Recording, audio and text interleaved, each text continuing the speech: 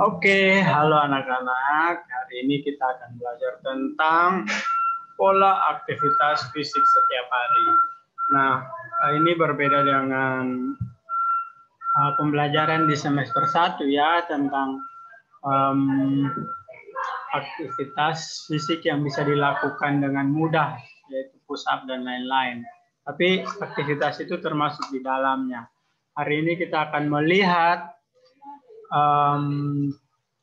pola aktivitas sehari-hari seperti menyapu. Ternyata itu juga bisa termasuk di dalam aktivitas fisik yang dihitung sebagai olahraga. Nah, pertama, nah ini alasannya. Mengapa aktivitas fisik itu penting atau aktivitas olahraga itu penting? Nah, ini poin pertama, ini poin yang sangat penting, yaitu tubuh manusia itu dibuat untuk banyak bergerak. Jadi siapa nih yang biasa malas-malas, mager di tempat tidur, itu menyalahi tujuan tubuh itu diciptakan, ya.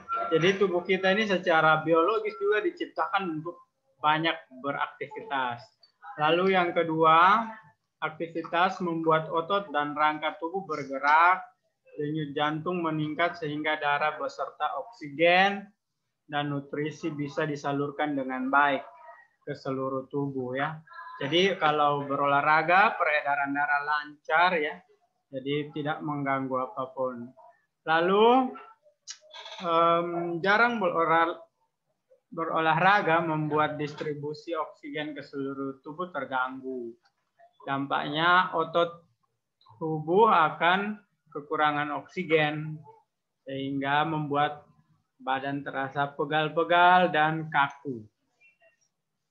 Kekurangan oksigen itu bisa membuat otak kita tidak maksimal sehingga pusing dan susah konsentrasi ya. Nah, ini kalau orang yang kerjanya di diam saja ya, suka tiduran terus ya. Dan sedikit sekali melakukan aktivitas fisik atau olahraga. Nah, ada tingkatan aktivitas fisik yang bisa dilakukan. Yang pertama aktivitas ringan. Nah, ini tidak terlalu berpengaruh untuk ini ya, untuk meningkatkan ketahanan tubuh, tetapi ini juga bermanfaat.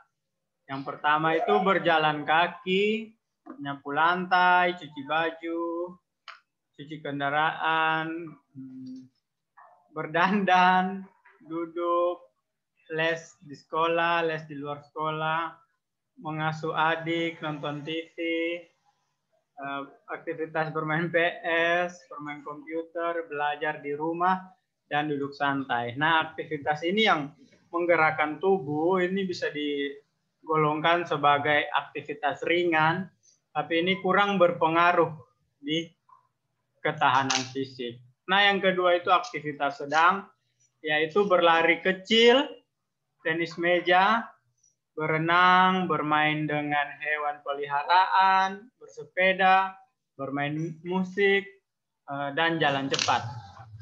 Nah, itu aktivitas yang sedang, yang ini meningkatkan fleksibilitas atau meningkatkan kelincahan ya untuk organ tubuh kita. Lalu ini aktivitas yang berat, yaitu berlari, bermain sepak bola, senam aerobik, bela diri, ya, karate, taekwondo, pencak silat, dan aktivitas yang berat lainnya ya.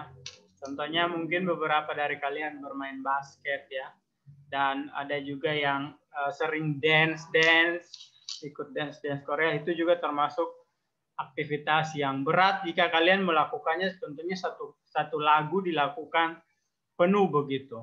Tapi kalau TikTok itu sepertinya masih aktivitas yang sedang. Lalu ini nih manfaat aktivitas fisik. Nah, itu ada banyak sekali ya. Ada ini dari poster dari Kementerian Kesehatan. Nah, ini untuk mengendalikan berat badan ya. Untuk mengendalikan tekanan darah, menurunkan risiko keropos tulang atau osteoporosis terutama pada wanita karena apa ya, tulang wanita itu lebih rentan daripada tulang pria dan lebih gampang osteoporosis ya. Jadi untuk wanita harus lebih sering ya melakukan aktivitas fisik. Tapi pria juga tetap. Lalu mencegah diabetes mellitus atau kencing manis ya. Kemudian mengendalikan kadar kolesterol, meningkatkan daya tahan dan sistem kekebalan tubuh, memperbaiki kelenturan sendi dan kekuatan otot, lalu memperbaiki postur tubuh, mengendalikan stres dan mengurangi kecemasan. Ya, ini apalagi pada saat ini pasti manfaatnya sangat baik bagi kita pada saat masa pandemi ini. Kalau kita tidak gerak-gerak, tubuh kita akan rentan, imunnya berkurang. Harusnya kalau lebih banyak aktivitas fisik, imunnya akan lebih baik. Nah, manfaat lainnya juga bisa untuk mencegah penyakit ya, yaitu penyakit kardiovaskular. Ini adalah penyakit yang bisa mengarah kepada gagal jantung atau jantung koroner ya, bisa mengarah ke situ. Jadi kardiovaskular ini, kardio itu mengarah kepada ini ya, aktivitas bergerak. Jadi kardiovaskular ini karena dia kurang gerak. Ya. Kemudian menurunkan resiko diabetes ya, karena makanan yang kita konsumsi itu banyak gulanya ya. Jadi kalau kandungan gula itu tidak diolah, kemungkinan diabetes bisa terjadi ya di dalam tubuh kita. Nah, selanjutnya mengurangi resiko kanker ya. Ini manfaat aktivitas fisik untuk mencegah penyakit. Lalu aktivitas fisik ini dapat dilakukan dengan cara yang benar. Ya, ini kita tidak harus melakukan aktivitas fisik atau olahraga ini seperti atlet. Jadi ini bisa kita lakukan hanya untuk pola hidup yang sehat, atau kita bisa lakukan untuk mencegah penyakit ya, yang penyakit yang sehari-hari bisa kita dapatkan maupun penyakit menular. Yang pertama, setiap pagi ya bangun tidur itu cek denyut nadi ya. Pada saat olahraga, contohnya ya sebelumnya kita tidak pernah olahraga, lalu tiba-tiba olahraga, biasa itu kita karena termotivasi terlalu berlebihan, kita biasa salah juga olahraganya. Kadang kadarnya tidak sesuai ya. Ya, kalau olahraga yang salah itu denyut nadi itu tidak normal. Kalau misalnya kemarin kita olahraga, terus hari ini pas bangun mengecek denyut nadi, kalau lebih dari 60 kali per menit ya itu tidak normal, atau kita salah olahraga biasanya. Kadar olahraganya mungkin terlalu berat buat kita ya. Tapi kalau normal berarti itu udah aman. Lalu yang kita rasakan ketika bangun pagi itu apa? Apakah badan kita sakit-sakit semua, atau apakah kita merasa malas untuk beraktivitas atau apa? Nah, ini bisa disadar sendiri ya ketika setelah olahraga. Jadi contohnya kemarin kita olahraga, lalu hari ini waktu bangun apa yang kita rasakan? Ya, jadi ketika kita baru mulai olahraga, jangan langsung paksa olahraga yang berat. Ya, dimulai dulu dengan olahraga yang ringan ya. Nanti bertahap baru kita bisa lakukan olahraga yang lebih berat.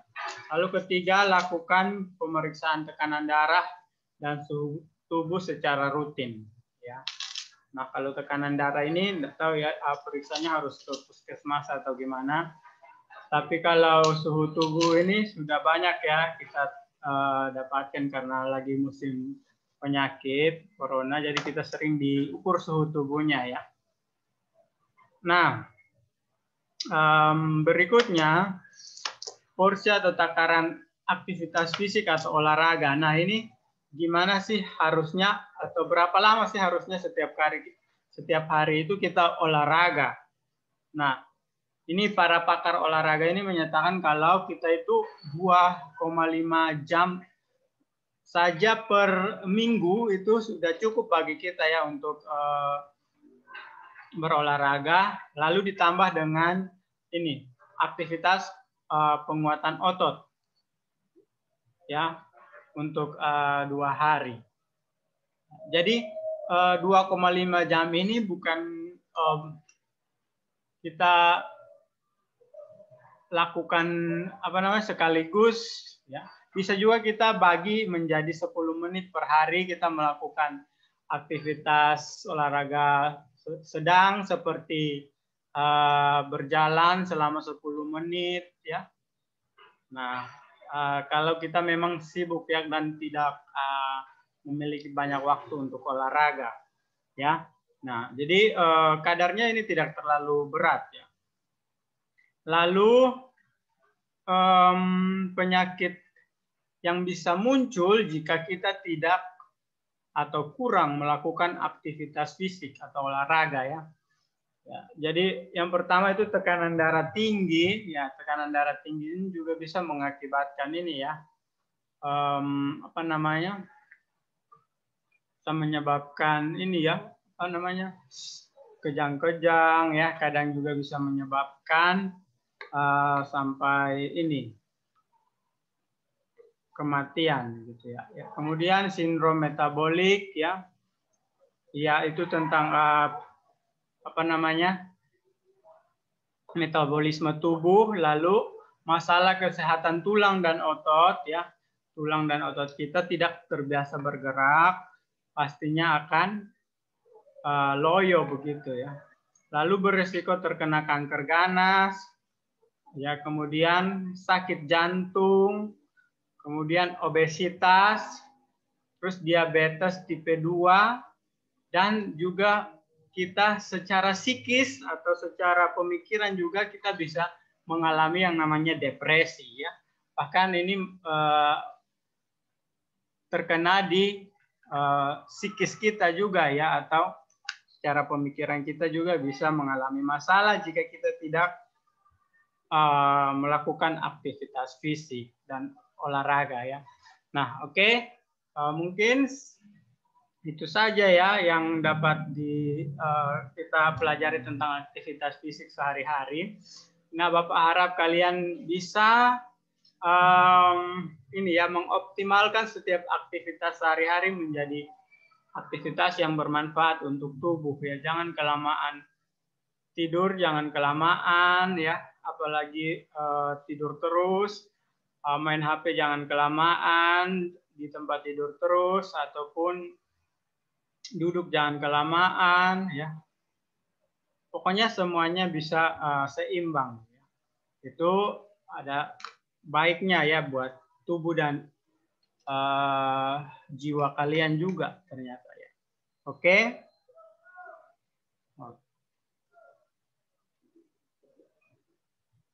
Terima kasih.